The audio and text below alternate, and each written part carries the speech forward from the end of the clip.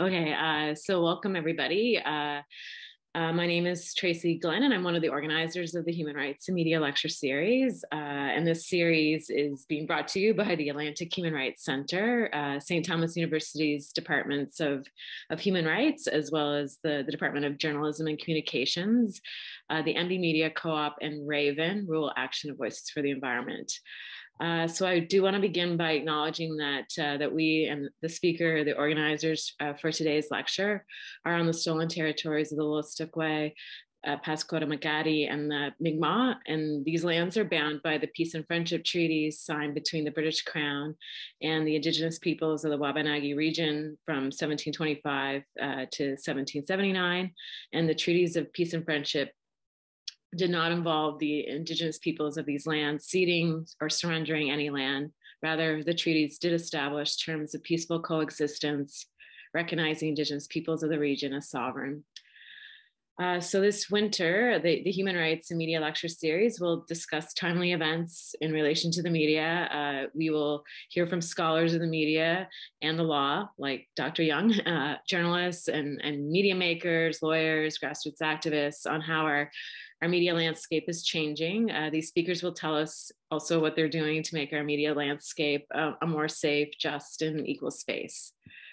So the talks happen at 5:30 Atlantic time and in here on Zoom, and you can use the same Zoom link that you're using now. You can find out more about the series by visiting the MD Media Co-op website or Facebook page, or by visiting St. Thomas University's events page at stu.ca.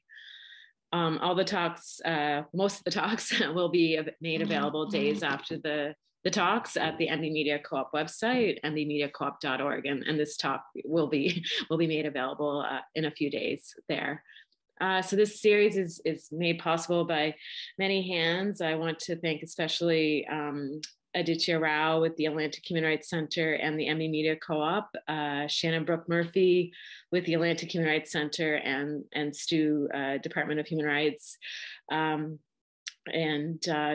as well as Amanda DiPaolo, the chair of the Department of Human Rights at STU, Jamie Gillies, the chair of the Department of Journalism and Communications at STU, Susan O'Donnell with Raven, and also Ashlyn Albright, Jacqueline Cormier, and Angela Basse at STU Communications for all their help with promoting the talks.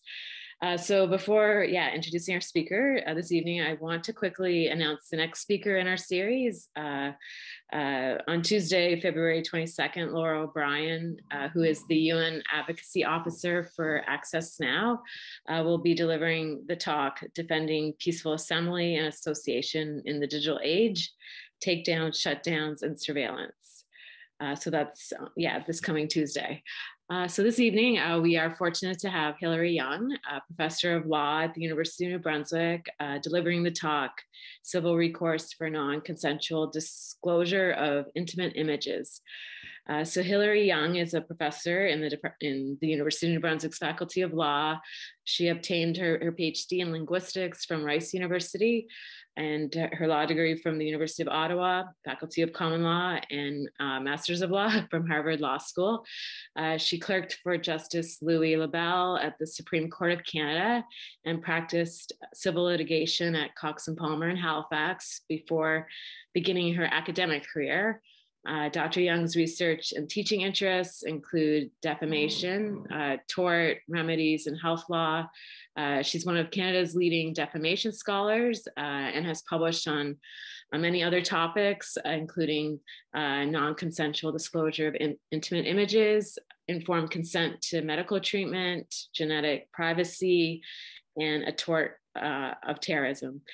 So her work has been cited by courts, including the Supreme Court of Canada, and her research has also been funded by granting agencies, including the Social Sciences and Humanities Research Council of Canada, SSHRC. So we're lucky to have Hilary with us tonight. So I'll turn it over to you, Hilary. Thanks very much, Tracy, for that kind introduction and for inviting me to attend tonight. I understand that many of you who are attending are taking a human rights course and are probably interested in human rights law. And when we think of human rights law, I think we tend to think of constitutional law, in particular the Charter, and human rights tribunals or human rights codes like Adi Rao talked about last week. But there are other areas of law that can also promote human rights. And I'm going to talk about a particular project I was involved with on the non-consensual disclosure of intimate images. And that's a huge mouthful, but unfortunately, there isn't a much better term. Sometimes people refer to revenge porn, but as you can imagine, that term is problematic, not least because it really isn't an issue of revenge or of pornography. So I'm going to tend to talk about the non-consensual disclosure of intimate images, but it is indeed a mouthful. So, and I want to talk about a project I was involved in that that I think shows how civil justice or torts can promote human rights. And I'll talk a bit about what I mean by civil justice and torts. Please interrupt me if you have any questions or if something's unclear. I'm trying to aim this at a non-legal audience, but sometimes I might forget. So happy to take questions throughout, although obviously I'll leave questions for the end. So Tracy indicated the title of my talk, which refers to civil recourse. And I thought, before we get started on the non-consensual disclosure of intimate images part, I would talk about what civil recourse means, because it may not be at all obvious. And the word civil means a whole lot of different things in law. So let's be clear what we're talking about. I'm talking about private law or tort. So as opposed to constitutional law or criminal law, which are forms of public law that promote public interests and often involve proceedings brought by the government, there's a whole other area of private law, sometimes called civil law. Tort is a subset of that, but this involves individuals suing other individuals, and by individuals, I include corporations. And there are a number of differences between public and private law, between civil law and public law. So in tort, individuals fund their own litigation, which obviously in and of itself creates access to justice issues. But it also means that the litigants are in control of their own proceedings, which isn't the case, for example, in criminal law, when the people most affected don't necessarily have any say in how litigation works. Another important thing to know about civil law is it's almost always about money. So you sue for compensation. And examples would be like breach of contract or negligence or nuisance. Individuals take people to court, and usually they, the best possible outcome for a plaintiff is an award of damages, which is to say in order to pay money. So I think I mentioned tort is a subset of civil law. Basically, for our purposes, it's enough to say it's the civil law other than contract, right? Obligations that we owe others in the absence of a contract.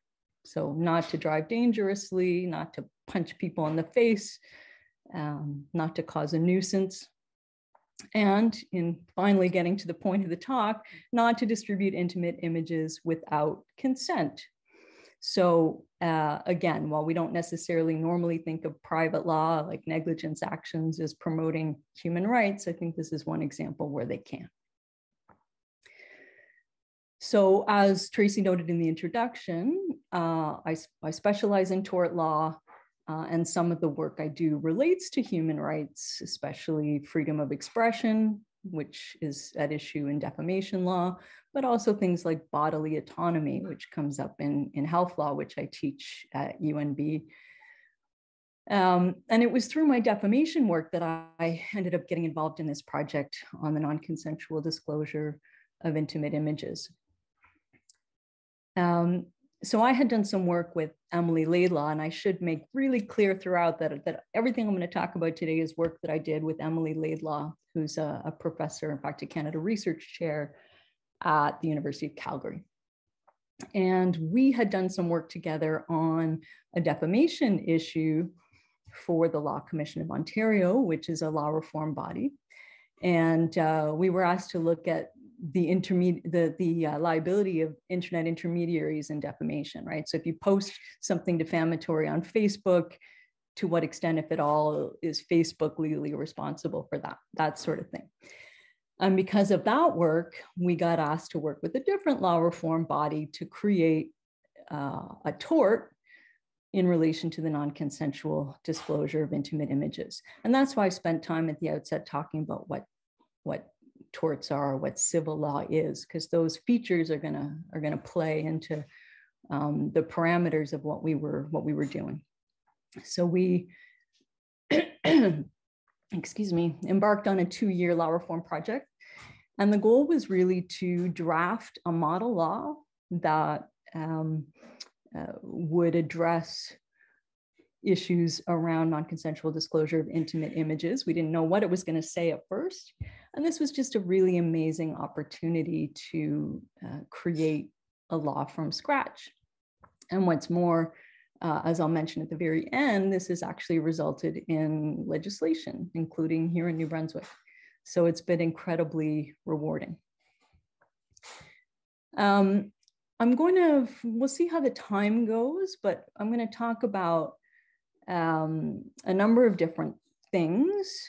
One is whether we need a new law around this at all, because you might not be surprised to know that it's already illegal, even without a special tort, to non-consensually share intimate images. Then I'll talk about why we thought it was useful and what we did differently. And then I'll raise a few tricky questions we had to deal with and how we decided to address them, and see whether you think we got it right. Sorry, I'm like shivering because it's so cold in my house. So the first question we addressed was, do we even need a new law? Some of you might know that it's a crime to distribute intimate images without consent. So like I said, it's not like it was illegal before. Sorry, not like it was legal before. It's a criminal offense to distribute intimate images without consent. And what's more, I mean, so you might think, okay, well, criminal laws are great, but they're not enough because of all the differences between criminal law and private law that I just talked about, right? In criminal law, if you've been subjected to the non-consensual disclosure of intimate images, you don't get to decide whether a prosecution or a proceeding is brought. And if there is a prosecution, you don't get to, decide what witnesses get called and what other evidence is produced and what you want to focus on, right? So you aren't in charge. And what's more, of course, it's not simply an issue of antisocial behavior, a public wrong, it's also a private wrong, right? This is extremely harmful to individuals. So we can have a crime, but we can have a separate private cause of action, a separate tort as well. Okay, but then we already have privacy laws, for example, privacy torts. And this is, non-consensually disclosing someone's intimate images is pretty straightforwardly a breach of privacy. There's other torts as well that could be said to apply. I won't bother getting into them. And 5 provinces even already had, when we started out this project, torts that were specifically about the non-consensual disclosure of intimate images. So there really was a question, do we need to take on this project at all? And what Emily and I decided, along with the Uniform Law Conference of Canada, of course, who spearheaded this project over 2 years and invested a lot of resources in it, is that it was really worth trying to do something different to be able to make a simpler process and one that got the remedies that people, usually women, who'd been subjected to non-consensual disclosure of intimate images, to get them the remedies that they want. And existing private laws weren't necessarily very well suited to that.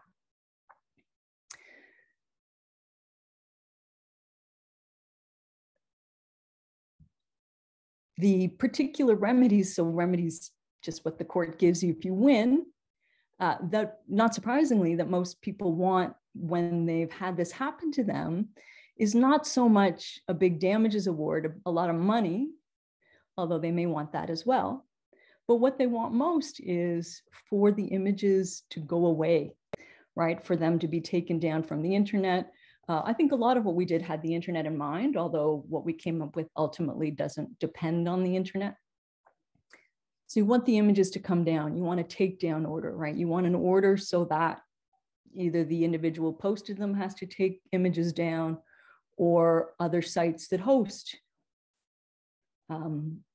have to take images down.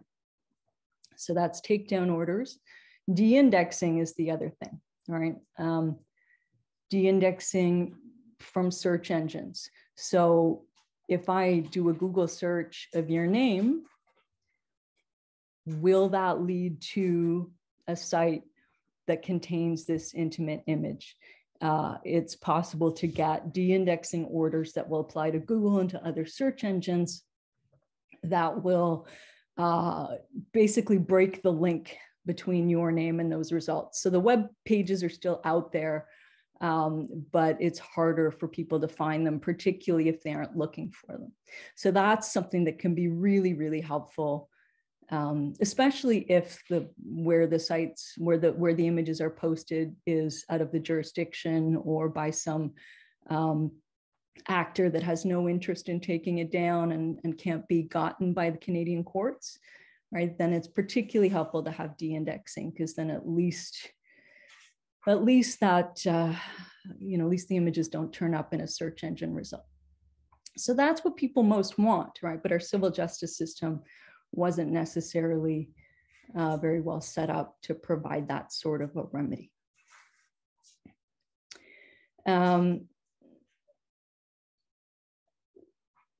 In addition to the remedies point was the point I made before about the access to justice issue, right? The laws that existed were kind of complicated. They required the plaintiff, the person suing, in this case, the person whose images were distributed, to prove a lot of things that are maybe about harm and wrongdoing and all sorts of things that might matter for civil justice generally, or for a damages award, but matter less in the context of this particular issue and takedowns. So by making things simpler, you make them faster, you make it so that maybe they don't need a lawyer, and you can improve access to justice. So that was our goal, basically. So I'm going to start by talking about how we attempted to make it simpler, and then I'll talk about how we tried to promote these takedown orders and de-indexing as opposed to the more traditional money remedies. I mean, in a way, the fact that the non-consensual disclosure of images is so bad worked in our favor, right? With privacy more generally, you often have to weigh lots of competing interests in freedom of expression and newsworthiness and all sorts of other things, right? But the non-consensual disclosure of intimate images is pretty straightforwardly bad, and that actually allowed us to keep things pretty tight and to make it pretty simple. What we proposed was a fast track proceeding. We also proposed something else that would allow people to go for the more complicated proceeding that would get you big damages, et cetera. But we figured most people would want something faster, cheaper, easier that led to takedown orders. So that was our goal. And so to allow that to be less complicated, faster, easier, not require you to have a lawyer, we tried to hive off some of the more complicated questions, like what was agreed to, whether the defendant knew that that there was no consent to this, et cetera, and questions about the degree of harm which are relevant to figuring out how much money someone should get, but aren't really relevant to a takedown order. And so I'm going to share my screen. I've got just a very few slides in my talk, and they tend to relate to they tend to relate to legislative language. So I'll show you what we came up with here.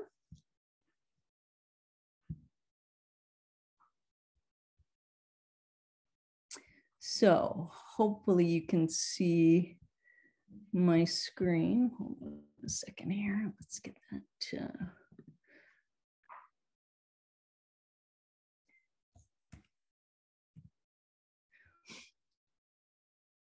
Okay, so what you're looking at is a section of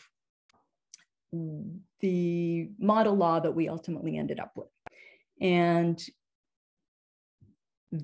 the plaintiff, the person suing, just has to show, sorry, but like the pictures of you guys on my screen too, I got to slide you over just a little. Application for declaratory and injunctive relief. An individual depicted in an intimate image may apply to the court for relief under this section. And so the next part's the important part. It tells you what this person has to prove in order to prove their case.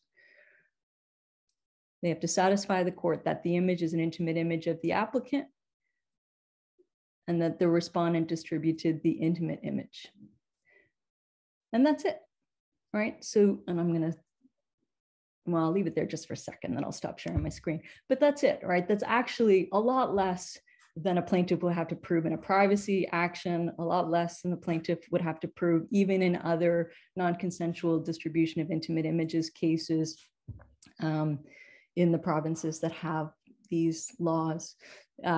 Just that it's an intimate image. We'll get to what an intimate image is, because that's actually not at all straightforward. It might seem straightforward, it might seem intuitive, but defining it turned out to be quite difficult. But in any event, an intimate image is an image of the person. And when I teach my first year students, they're always like, how do you prove things like that? I'm like, well, you tell the judge, that's a picture of me. It's not always as complicated as you might think, right? And then the question, I mean, obviously, if it's a photo, there may be other ways of authenticating, etc. But this is actually pretty straightforward. And again, how do you prove that the respondent distributed it? You say, well, I gave them the picture. They said they weren't going to show anyone. I didn't show anyone else. Now it's on the internet. Okay, you probably managed fairly simply to prove, wait, I don't want to do that. I got to stop sharing my screen. To prove those pretty straightforward things, right? It's a picture of me. It's intimate. We'll come back to intimate. And it was distributed. Now, I'm so organized here. Note what you don't have to prove. You don't have to prove you didn't consent to it. You don't have to prove the harm that it has caused you. You don't have to prove that the defendant knew that you didn't consent to it. These are all things that you have to prove in other laws, or that you might have to prove. So it's actually really simple and straightforward. That was what we proposed. Now, when I say you don't have to prove that there was no consent, it doesn't mean that consent is irrelevant, right? If you consented, the defendant could defend and say, well, they consented, and here's the proof of that. But since that's just not likely to be the case very often, it made sense to presume non-consent and make the defendant prove that there was, which is kind of backwards. Normally, you would do it the other way around. You'd make the plaintiff prove that there was no consent. But again, to make things easier on the plaintiff, to make it faster, cheaper, etc., essentially we presume non-consent. And again, I don't think you could do this for broader issues around privacy more generally, because I think you'd have more balancing to do, etc. But again, the nature of this conduct, I think, is such that everyone we've worked with thought it made sense to limit what the plaintiff has to prove. Okay, so that's the simpler part. The second part is access to better remedies, right? Tort's usually about money. And, you know, in this case, money's not really what people are most interested in. Although we still allow for a separate proceeding where you can get big bucks if you know, if you want to go that route and you want to go to the trouble of proving more things. But what do you want as a takedown order or de-indexing? Then, you know, then you can go this simpler route. Now, courts can do this anyway. You know, we didn't have to do anything special in the law to allow courts to make orders for takedowns or for de-indexing. But because it's not the norm, and also because judges are often not the most internet savvy people in the world, we thought it was worth making it explicit. And I'll show you what it looks like. Let's see, I'm still shivering. Put the fireplace on, but okay, share screen.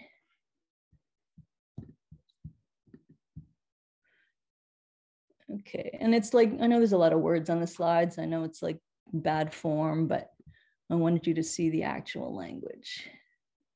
Okay. So application for a, for declaratory and injunctive relief.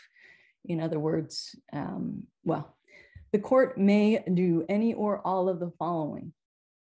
And again, courts know this. You don't usually need to spell it out in the law, but we wanted to spell it out.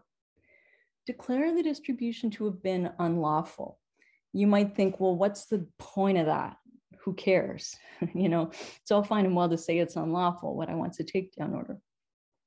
Declaratory remedy, a declaration of that it's unlawful, is actually really helpful, because the Googles and YouTubes and whatever the world won't necessarily take content down if there's any dispute about its legality. But if you have a court order that says it's illegal, they'll take it down. You know, not the dirty. There's some you know, hosts that are just never going to cooperate, but most intermediaries are good corporate actors in this particular context and will take down unlawful content. So if you have a court order that says this is unlawful, you can give that to Facebook, you can give it to Google. Well, Facebook doesn't allow nudity anyway, but you can give it to an intermediary, they'll take it down. So it can actually be really useful just to have a court say this is illegal. Order the respondent to make every effort to, I think it says remove, to make the intimate image unavailable, including by destroying copies, having it removed from a platform, having it de-indexed. And then the court can also make an order directly against third parties like Google or YouTube, saying take it down or de-indexed. So we put all this in there to make it really clear. Okay, I think I'm not sharing my screen anymore.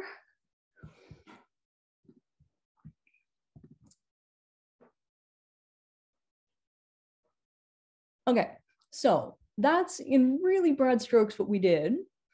And it's 6 o'clock, good. Okay, so what I want to talk about next is some of the decisions we had to make along the way about how to define things or just decisions about what the law was going to look like. So the first question, and now I'm hoping to wake everyone up and get everyone involved, but when I teach this sort of thing in my class, and I say to my students, well, what's an intimate image? So you know the context, right? You know that we're talking about the non-consensual disclosure of intimate images. We want a law that's going to deal with this. How do you define an intimate image? So obviously, explicit sexual behavior, like actual people having sex, that's probably going to count. Nudity, any nudity, all nudity, partial nudity. How are we going to define this? Anyone have any thoughts?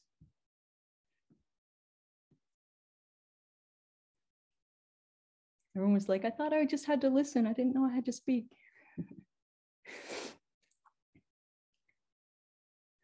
Which you can probably imagine what some of the issues that arise are, right? So sexual activity, nudity, fine. All nudity, if I take a picture of my 8-month-old baby in the bathtub and put it on Facebook. Facebook's a bad example because they don't like nudity anyway. But I put it on the internet. Have I engaged in the non-consensual disclosure of intimate images? Probably people would think not, right? Okay, Amber's writing in the chat. That the image be between a specific group pair. So if I understand the question, so with sexual activity, anyway, I don't think you'd want to limit the image to more than one person or for there to be a particular kind of relationship between the plaintiff and the defendant, because I think that would just be a bit narrow. But just in terms of what intimate means, nudity is problematic, right? Because on the one hand, that gets at the idea, but on the other hand, not everything that involves nudity would we necessarily think of as an intimate image in the context of this sort of law. What about if I'm just showing your buttocks or your breasts? It's not complete nudity. Does it count? Probably you would want it to, but not any naked part of the body, right, will count. So it was actually really fun and challenging to try to figure out how best to define. We didn't have to start from scratch, of course, because there were other laws, but let's look at some particular issues aside from just the question of like how nude or, what about the question of identifiability, right? So does the world have to be able to tell it's an image of you? Do you have to be recognizable in the image for it to count? Now, obviously we could do whatever we wanted, right? But you want to have a law that's well tailored to the problem, right? So do you need to be identifiable, right? And so you could, for example, you could imagine a photo of a person from the neck down that was completely naked. Can't tell it's me. Does that make it different in a legally relevant way from a picture that identifies me as being the person engaging in sexual activity or being the person who's exposed? We debated this, right? We determined that the answer depends on what you think the wrong of non-consensual disclosure of intimate images is really all about, right? If it's about reputation, for example, then if you're not identified, there's no reputational problem, right? If it's about privacy, then it probably doesn't much matter whether you're identifiable or not, right? If it's a picture of me, then I know it's me and I feel violated, even if other people don't know it's me. Right? So we ultimately decided that there should be no requirement of being identifiable. Another example is upskirting. I don't know, I hadn't heard about this thing until I started to do this research. I gotta tell you, there's nothing like research on the non-consensual disclosure of intimate images to make you lose faith in all of humanity. But there's this fetish where people will take pictures up women's skirts of their, presumably underwear-clad genitals, right? Can't post it online. I haven't actually looked, but I'm sure there are websites dedicated to nothing else. Can't tell who it is, so not identifiable. Is that the kind of image we want to target in this law? We decided it was. In general, we tried to keep things really narrow because that helps justify these very plaintiff-friendly, I guess, procedural aspects to the law.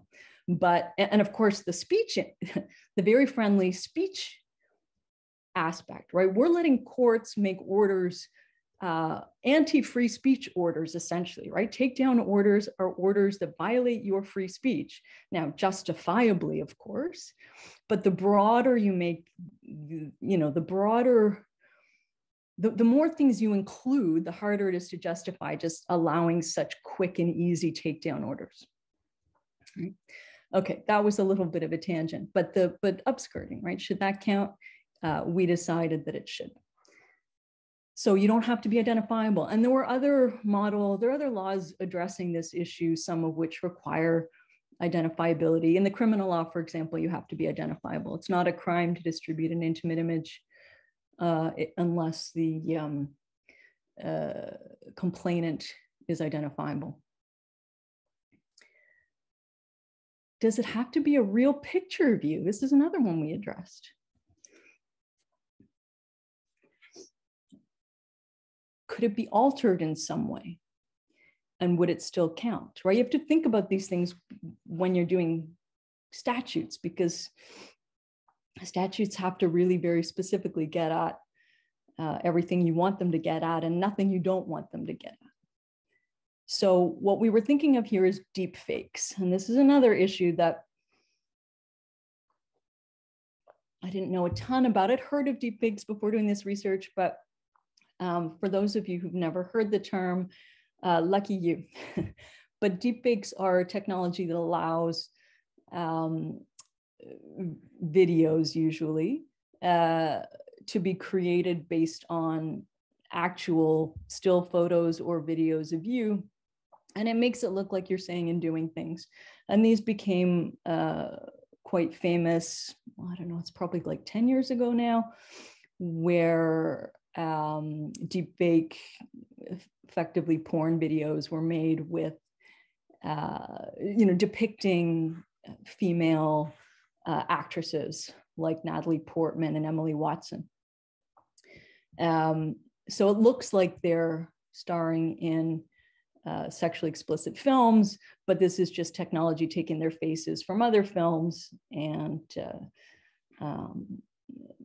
making it look otherwise. I mean, there's all sorts of really terrifying implications of deepfakes around politics. You might recall the Nancy Pelosi video where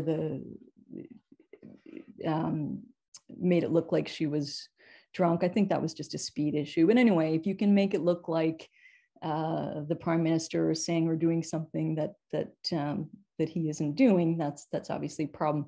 But it tends to be a really gendered thing, and there are a lot of deepfakes that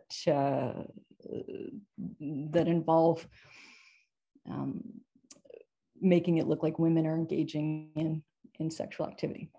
Okay, so that was a very long-winded intro to deepfakes, but do they count, right? So this is not an image of you. This is not your stereotypical, oh, here comes the cat, stereotypical non-consensual disclosure intimate images scenario where you share an intimate image with your partner and they later put it on the internet. This is kind of different. Should it count?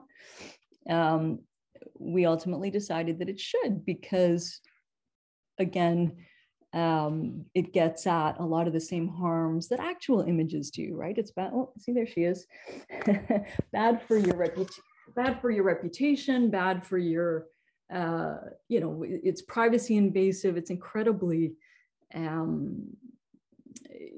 an infringement of your sexual autonomy. It's just has a lot of the same problems that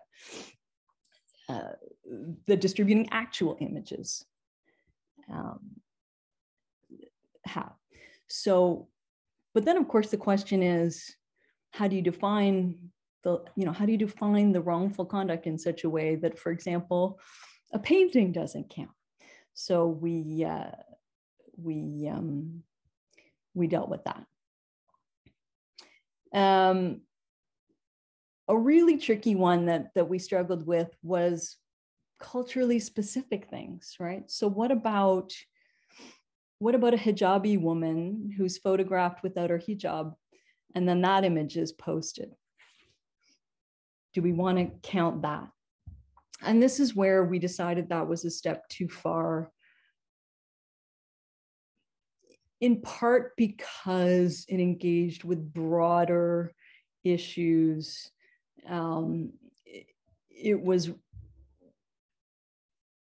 It engaged with broader issues such that we thought it wasn't appropriate for this this particular approach. That could still be an invasion of privacy. It could still be wrongful in other ways.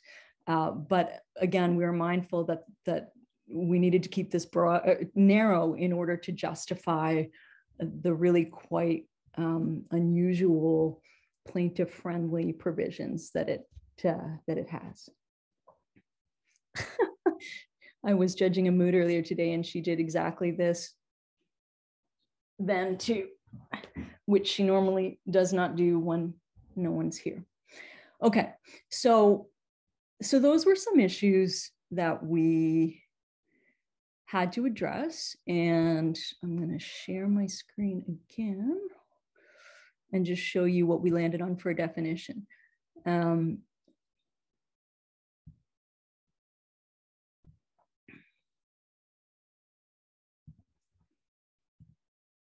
Okay, intimate image means, and recall that the plaintiff has to prove that there was an intimate image of them that the defendant distributed. That's all they have to prove.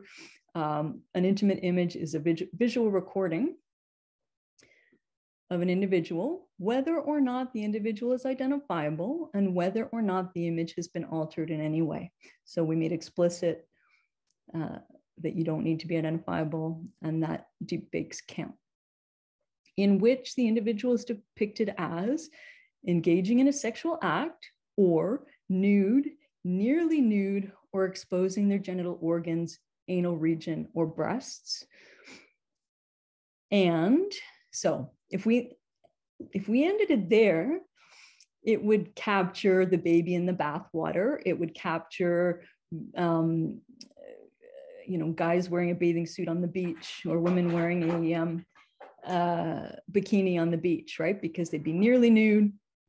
So it would capture things we don't want it to capture. So the need for this next part, in relation to which the individual has a reasonable expectation of privacy at the time the recording was made, and if the recording's been distributed at the time it was distributed. So it explicitly engages the concept of privacy to help define what an intimate image is, right? A picture of someone in a bra can be an intimate image, even if someone exposing exactly as much skin on a beach is not an intimate image, right? So that's what the advantage of the concept of privacy here to help define the concept. Okay.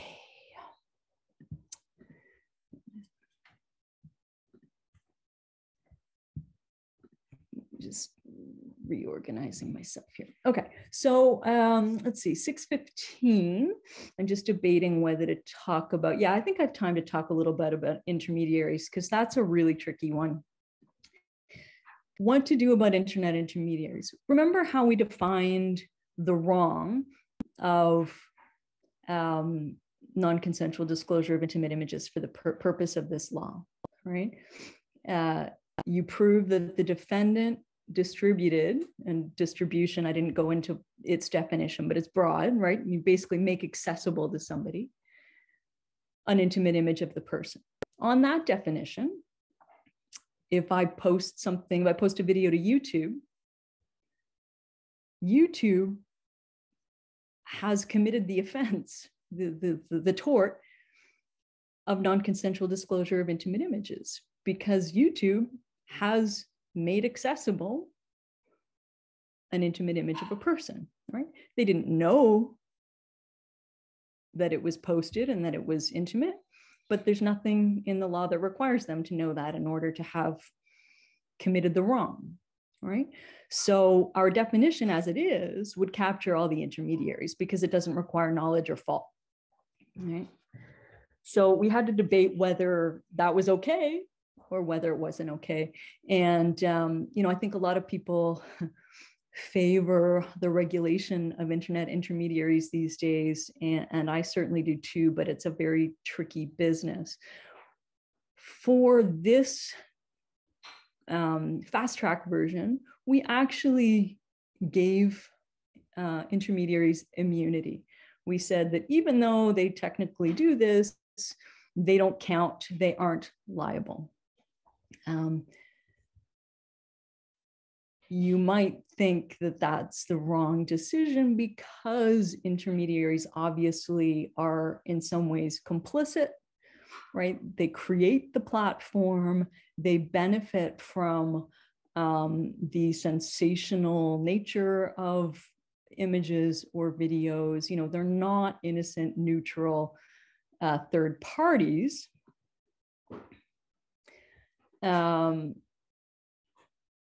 And holding them responsible might really incentivize them to do more to solve the problem, right? The flip side is, while they may have a role to play here and not be completely innocent, nor are they quite guilty of the kind of conduct that the person who knowingly posts an intimate image without permission. They're not, you know, whatever it is, whatever the wrongdoing is that the intermediaries are involved in, it's quite different, I think, than the role of the person who posts initially. But from a more practical perspective, intermediaries do not want to be made defendants in these cases. They do not want to be named and accused of being involved of the non-consensual disclosure of intimate images, and they will fight back. They will resist these lawsuits, and that means a much harder time for the plaintiffs who are just trying to get their takedown orders. And what's more, you don't need to hold them responsible because the court can order them to take things down regardless of whether you find that they have committed an act of non-consensual disclosure of intimate images. So you can get the same result without picking a fight with these giant companies. And so that was where we landed on that one. Now, well, sort of, I'll show you, again, I have a slide here that I'll show you exactly where we landed, which was just slightly different. It doesn't let them off the hook entirely. Share screen.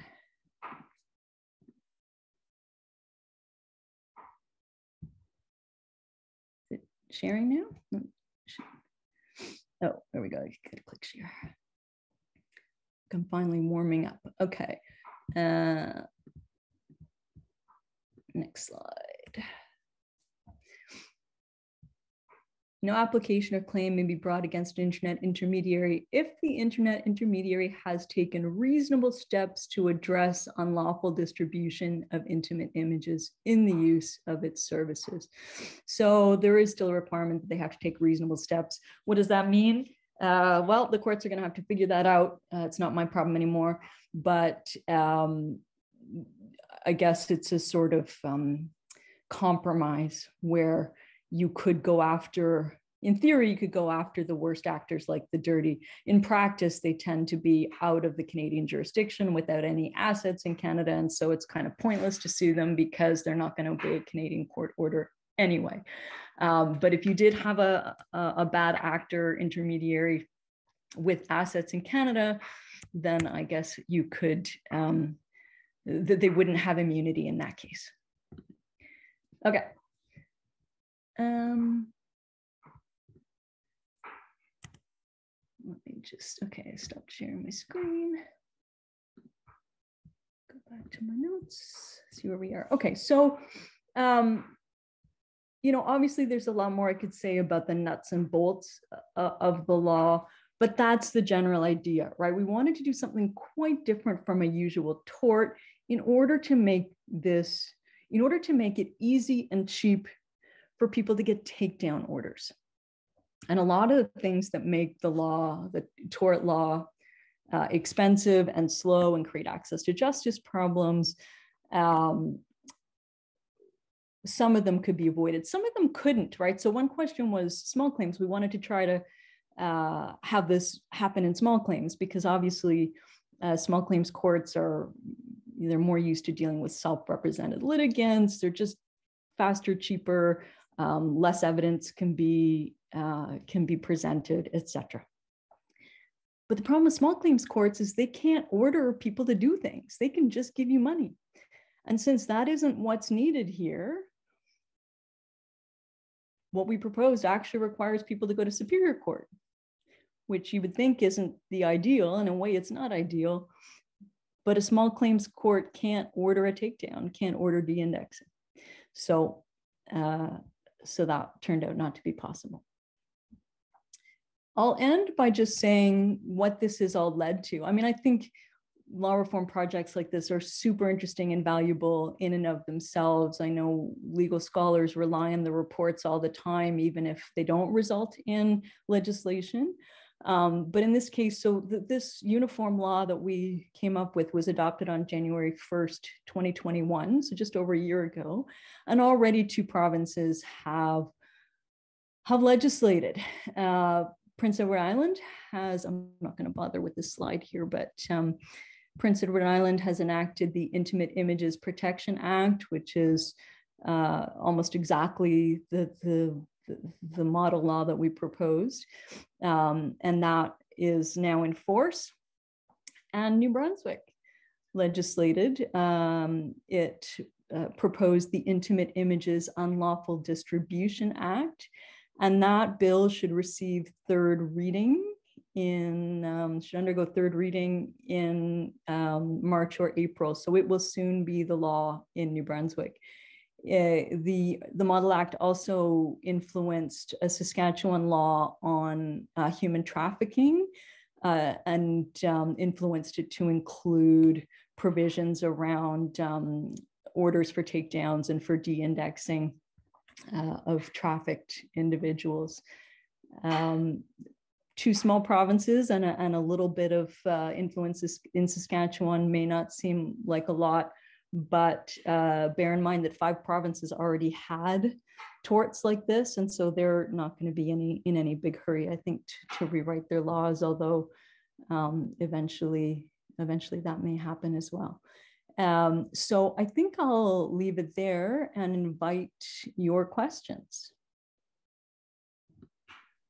Okay, thank you, Hilary, for the very insightful talk. So I'm going to stop recording.